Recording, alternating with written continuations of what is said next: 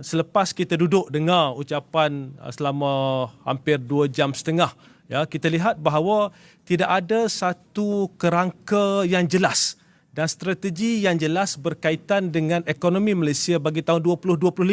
Ada disebut sedikit data-data ekonomi, tapi bagaimanakah negara hendak dipacu dan apakah kerangka besar dalam konteks struktur ataupun strategi ekonomi yang hendak dilaksanakan pada tahun 2025. Apa yang lebih menyukarkan bagi pelbagai pihak di luar sana, khususnya pelabur dan juga penganalisa pasaran adalah perincian tentang beberapa perkara penting yang disebut di dalam belanjawan tadi yang tidak ada maklumat lanjut mengenainya. Saya bagi contoh, SST. Dikatakan SST akan meningkat, akan ditingkatkan bagi skop-skop tertentu, akan diperluaskan skopnya, tapi di mana perinciannya? Di mana perinciannya? Jadi kalau kita sediakan bajet tanpa perincian, berapa sebenarnya hasil yang akan dikutip oleh kerajaan daripada perluasan skop SST ini? Berapa persen yang akan dinaikkan SST? Bidang mana yang akan dikenakan SST?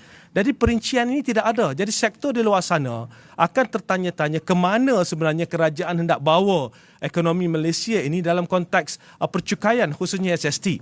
Perkara ini berlaku dalam bajet 2024 yang lalu. Kami telah bangkitkan berkaitan ralat dalam buku bajet, ya, khususnya berkaitan dengan hasil kerajaan daripada SST ini.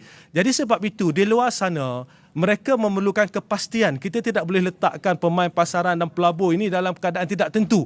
Mereka perlu menyediakan belanjawan mereka juga untuk tahun 2025. Banyak mana naik SST. Kita tidak mahu seperti mana tahun 2024 ini apabila SST untuk sektor logistik sebagai contoh daripada kosong diperluaskan pada sektor logistik naik hingga 6%, maka kesan bertingkat dalam sektor logistik ini cukup besar. Dan kesannya masih ada sehingga ke hari ini. Jadi sebab itu adalah amat penting. Kerajaan perlu beri perincian. Beri perincian, jelaskan apakah sebenarnya kenaikan SST ini dan skop perluasannya ke mana. Jadi sekurang-kurangnya di luar sana, bukan saja rakyat umum, tetapi mereka yang terlibat dalam bidang industri mengetahuinya dengan lebih lanjut. Yang kedua, sebagai contoh kedua, saya bagi contoh adalah berkaitan dengan subsidi bersasar bagi petrol. Disebut bahawa akan dilaksanakan subsidi bersasar bagi petrol, tapi tidak dinyatakan apa sebenarnya nak dilaksanakan. Jadi kalau dalam konteks ini, tadi hasil, ya, SST hasil ini tak jelas. Berapa persen skopnya, berapa persen kadarnya, skopnya diperluaskan ke bidang mana, sektor mana, dan berapa sebenarnya hasil pada kerajaan. Perkara ini sepatutnya dah dimasukkan dalam belanjawan kerana itulah kiraan hasil kerajaan. Begitu juga dengan subsidi. Kenapa tidak dijelaskan berapakah penjimatan sebenarnya? Disebut tadi nanti ada jimat orang asing, T20, T15 dan sebagainya. Tetapi apakah sebenarnya penjimatan kepada kerajaan? Kerana sepatutnya perkara ini dah masuk dalam buku bajet dalam konteks penjimatan subsidi.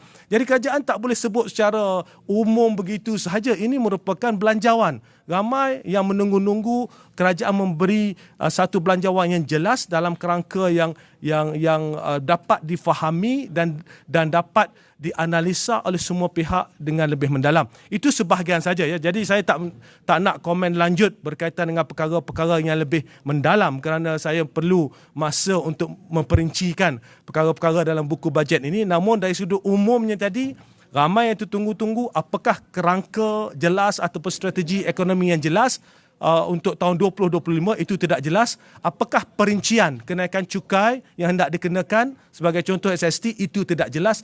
Apakah perincian tentang pengurangan subsidi untuk petrol RON 95 itu pun tidak jelas. Jadi banyak perkara-perkara tadi yang disebut secara umum sekali lalu tanpa penjelasan lanjut. Jadi ini yang saya rasa kerajaan perlu beri perhatian khusus pada perkara ini kerana bajet ini menjadi tumpuan semua pihak. Terima kasih.